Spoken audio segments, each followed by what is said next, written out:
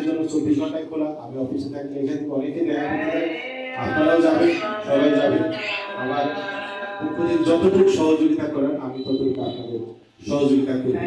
আর আরেকটা বিষয় বারবার করে বলছি, গাবতলীতে কোনো ঘটনা ঘটানো এটা সংবাদের শিরোনাম দিয়ে, তো এমন কোনো ঘটনা ঘটছে না গাবতলীতে, সেই ব্যবস্থা করতে হবে।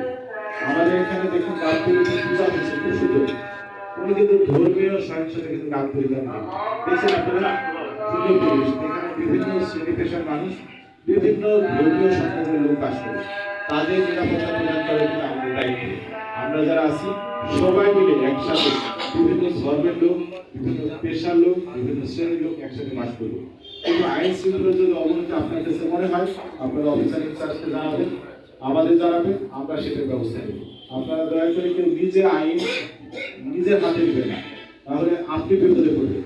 আর গুজবে আপনারা কান দিবেন। অনেক ক্ষেত্রে দেখবেন যে বিভিন্ন গুজব হচ্ছে, ফেসবুকে গুজব, এখানে গুজব। এই গুজব যদি আপনি শোনেন তাহলে কি করবেন?